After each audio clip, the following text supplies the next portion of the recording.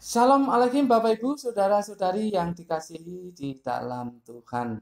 Terpujilah Tuhan yang telah mempertemukan kita kembali dalam pembelajaran firman-Nya kali ini. Sebelumnya kita berdoa. Kami bersyukur kepadamu Tuhan, karena Engkau memberi kesempatan bagi kami untuk belajar firman-Mu. Kami membutuhkan Roh Kudus yang menerangi hati kami, sehingga kami sanggup memahami kebenaran firman-Mu ya Tuhan. Dalam nama Tuhan Yesus, kami berdoa. Amin. Bapak Ibu, saudara-saudari yang dikasihi dalam Tuhan, hari ini Kamis 5 Agustus 2021, kita akan belajar dari Mazmur pasal 90 ayat 12. Mazmur 90 ayat 12. Judulnya adalah menghitung hari-hari. Menghitung hari-hari. Bapak Ibu tentu sudah hafal ya dengan lagu ini. Ajar kami Tuhan menghitung hari-hari, agar kami beroleh hati bijaksana, dan seterusnya. Itu lagu ya sangat menyentuh ya. Kalau kita sedang merenungkan firman Tuhan, sebelumnya kita menyanyi lagu itu atau sesudahnya, itu lagu yang sangat menyentuh. Ajar kami Tuhan menghitung hari-hari, agar kami beroleh hati yang bijaksana. Mari kita membaca ayatnya. Ayat di Mazmur 90 ayat yang ke-12 ini. Ajarlah kami menghitung hari-hari kami sedemikian hingga kami beroleh hati yang bijaksana. Sesuai dengan ayat ini ada dua kalimat yang akan kita pelajari yang ditekankan di sini. Yang pertama, ajarlah kami menghitung hari-hari kami sedemikian. Itu di ayat 12a. Ajarlah kami menghitung hari-hari kami sedemikian. Apa artinya? Yang pertama, tentu saja ini bukan hitungan matematika. Satu hari ada 24 jam. Satu minggu ada 7 hari. Atau satu bulan ada 30 atau 31 hari atau 28, 29 hari. Bukan itu. Tentu saja ini bukan hitungan matematika. Kalau hitungan matematika saya rasa anak SD bahkan mungkin playgroup pun sudah tahu ya, semua orang bisa kalau itu merupakan hitungan matematika. Yang kedua, sebenarnya kalimat secara literal itu berbunyi demikian. Menghitung hari-hari kami membuat kami tahu. Itu literalnya demikian. Menghitung hari-hari kami membuat kami tahu. Kata tahu yang dipakai di sini yada, itu paham. Paham. Jadi menarik sekali di sini Bapak Ibu. Karena menghitung hari-hari kami membuat kami paham. Kalau paham itu berarti nanti tidak akan tergilas oleh waktu. Kita tidak mengatakan, oh cepet banget ya waktunya. Oh ini belum dikerjakan. Oh ini belum dikerjakan. Wah ini masih begini, masih begini. Itu namanya tergilas oleh waktu. Wah cepat sekali perjalanan waktu itu. Tapi kalau kita perhatikan menghitung hari-hari kami membuat kami tahu. Membuat kami paham. Sehingga tidak akan tergilas oleh waktu. Kata menghitung dipakai kata manah di sini sebetulnya secara literal adalah membagi menjadi beberapa bagian. Menjadi beberapa bagian. Itu maknanya apa? Maknanya adalah memperhatikan dengan saksama. Memperhatikan dengan saksama. Kalau kalimatnya diulangi, menghitung hari-hari kami membuat kami tahu. Memperhatikan dengan saksama hari-hari kami membuat kami tahu. Membuat kami paham. Bapak Ibu saudara-saudari yang dikasihi dalam Tuhan, mengapa itu harus dilakukan? Karena ada dasarnya. Dasarnya itu sebetulnya karena kita lemah. Mari baca ayat 10. Masa hidup kami 70 tahun, dan jika kami kuat 80 tahun. Dan kebanggaannya adalah kesukaran dan penderitaan. Sebab berlalunya buru-buru dan kami melayang lenyap. Itu kelemahan kita. Kelemahan manusia. Pemazmur menyadari bahwa ada kelemahan di dalam dirinya. Maka dia berusaha, atau paling tidak di sini berdoa, untuk bisa memperhatikan dengan saksama hari-hari hidupnya. Sehingga membuat dia paham, tidak tergilas oleh waktu. Itu maksudnya Bapak Ibu, saudara-saudari yang dikasihi dalam Tuhan. Ajar kami menghitung hari-hari kami sedemikian, supaya kami di sini bisa memperhatikan dengan saksama hidup kami. Sehingga tidak tergilas oleh waktu. Karena kami mempunyai kelemahan. Itu maksudnya. Jadi karena kita punya kelemahan, karena pemazmur punya kelemahan, maka dia harus memperhatikan waktu hidupnya.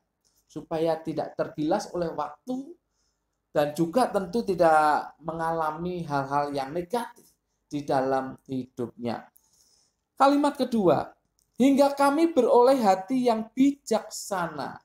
Itu ayat 12b. Hingga kami beroleh hati yang bijaksana. Kata bijaksana yang dipakai di sini adalah hakmah. Hakmah itu bisa berarti terampil. Hati yang bijaksana, hati yang terampil. Apa maknanya? Yaitu mampu mempertimbangkan apa yang harus dilakukan. Mampu mempertimbangkan apa yang harus dilakukan. Tujuannya apa? Jelas. Supaya ada tindakan yang hati-hati. Bapak Ibu saudara-saudari yang dikasihi dalam Tuhan, orang yang hatinya bijaksana, orang yang hatinya terampil, dia akan memperhitungkan sesuatu untuk dilakukan. Ketika dia melakukan dengan hitungan yang tepat itu, atau ya paling tidak mendekati ketepatan, itu akan memberi keuntungan baginya. Maka dia tidak akan celaka. Maka apa yang dilakukan hidupnya itu berguna, menjadi berkat bagi banyak orang. Itulah alasannya. Jadi kalau kita lihat pemazmur ini dengan penuh kesadaran bahwa dirinya ada kelemahan, sehingga dia perlu memperhatikan hidupnya dengan seksama, waktu-waktu hidupnya dengan seksama, dan hatinya dipenuhi dengan kebijaksanaan, sehingga mampu memperhitungkan apa yang harus dilakukan. Ini menarik. Jadi dari sudut pemahaman dia tentang hidupnya, dia tahu. Dan dari apa yang akan dilakukan, dia tahu. Dia paham. Oh begini, kalau kejadiannya begini, maka saya begini. Kalau peristiwanya begini, maka saya berbuat ini, berbuat itu. Itu maksudnya. Mengapa? Karena dia sadar, dia lemah. Kalau dia tidak memperhitungkan secara cermat, itu dia akan tergilas oleh waktu, dia akan mengalami celaka, dia bisa merugikan orang lain atau merugikan dirinya sendiri, tidak bisa menjadi berkat. Ini tidak ada kaitannya dengan iman ya. Jadi kita jangan bicara masalah iman. Ini adalah hikmat, kebijaksanaan di dalam hidup seseorang. Jadi situasi yang terjadi di sekitar pemazmur ada membuat dia menyadari betapa lemahnya dirinya, yang kapan waktu pun dia bisa melayang, atau dikatakan di situ melayang lenyap. Dia sadar akan situasi itu yang membuat dia memperhatikan dengan seksama waktu-waktu hidupnya dan menimbulkan hati yang bijaksana yang bisa mempertimbangkan apa yang harus dia lakukan sehingga dia tidak celaka, dia tidak merugikan diri sendiri atau merugikan orang lain, bahkan dia memberi keuntungan bagi dirinya dan bagi orang lain, berguna dan menjadi berkat. Bapak, Ibu, Saudara-saudari yang dikasihi dalam Tuhan, ada dua hal penting yang perlu kita terapkan di sini. Yang pertama, kita jangan bertindak sembrono. Jangan bertindak sembrono. Tindakan sembrono itu dasarnya ada dua. Yang pertama karena bodoh. Karena bodoh. Tidak memahami situasi. Sehingga dia bertindak sembrono. Tetapi yang kedua karena sombong. Sombong. Itu dia bisa bertindak sembrono, bahkan sombong rohani. Sok rohani begitu ya. Sok beriman begitu ya. Bapak, Ibu, Saudara-saudari yang dikasihi dalam Tuhan, menyedihkan sekali. Kalau dalam situasi yang jelas-jelas COVID-19 ini melanda seluruh dunia, virus corona itu ada jelas-jelas. Kok ya ada orang yang tidak percaya? Bukan hanya orang yang belum percaya, tetapi juga orang percaya ada yang bertindak seperti itu. Bahkan hamba-hamba Tuhan ada yang mempelopori untuk bertindak tidak percaya adanya virus corona. Sampai membakar masker dan vaksin, tidak mau divaksin, membakar masker. Nah itu sangat memprihatinkan. Itu bertindak sembrono. Itu bukan bodoh, mereka bukan orang bodoh. Tapi mereka orang yang sombong. Mereka orang yang sombong rohani, sok beriman. Sehingga bertindak sembrono. Andai kata kena, baru tahu rasa. Ya, bertindak sembrono, sombong rohani, sok beriman.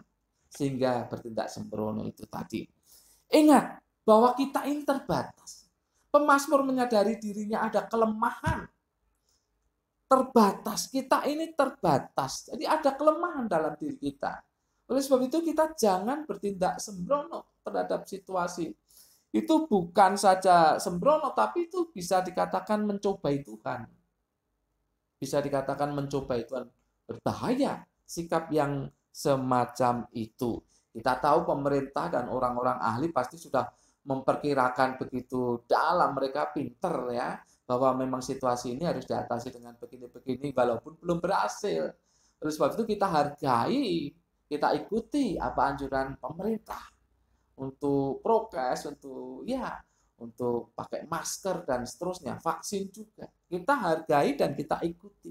Karena apa? Karena kita ada kelemahan. Sekali lagi ini tidak bicara masalah iman lalu tidak beriman gitu. Enggak. Ini sama sekali tidak. Ini adalah tindakan yang penuh hikmat, bijaksana, sehingga tidak mengalami celaka. Demikian kita harus seperti itu. Jangan bertindak sembrono. Kita harus bertindak bijaksana. Jangan jadi orang yang bodoh, jangan jadi orang yang sombong. Termasuk jangan sombong rohani, jangan sok beriman. Kita harus bertindak bijaksana. Jangan sembrono karena kita punya kelemahan. Bukan hanya masalah penyakit ini, masalah ekonomi, masalah keuangan, atau apapun juga. Jangan bertindak sembrono. Kemudian yang kedua, kita tetap harus minta Tuhan memampukan kita untuk hidup dalam kecermatan. Pemazmur mengatakan, ajarlah kami, ajarlah kami. Minta Tuhan untuk memampukan kita hidup dalam kecermatan.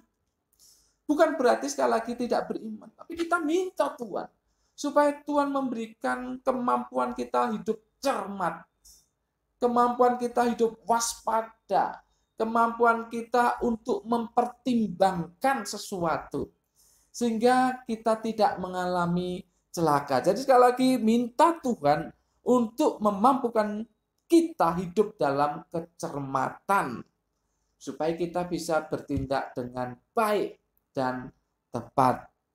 Bapak, Ibu, Saudara-saudari yang dikasihi Tuhan, mari menghitung hari-hari.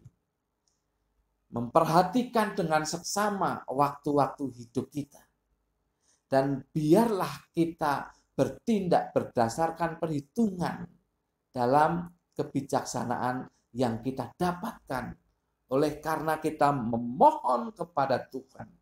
Sehingga kita bisa cermat dan bisa memperhitungkan apa yang kita lakukan. Dan hasilnya, maka kita tidak akan celaka, tapi kita justru bisa berguna. Kita tidak merugikan, justru kita bisa menjadi berkat bagi orang lain. Bapak Ibu, sekali lagi saya ingin garis bawahi, ini bukan masalah iman, tapi bertindak secara cermat. Hitung hari-hari waktu Anda, perhatikan dengan seksama, supaya kita bertindak dengan baik dan menghasilkan sesuatu yang berguna bagi diri kita dan juga bagi orang lain. Amin. Mari kita berdoa. Bapa, dalam nama Tuhan Yesus, terima kasih untuk firman-Mu. Kami sudah belajar. Kiranya Roh Kudus menolong kami untuk melakukannya. Dalam nama Tuhan Yesus, kami berdoa dan mengucap syukur. Semua yang percaya katakan amin. Tuhan memberkati Bapak, Ibu, Saudara-saudari senantiasa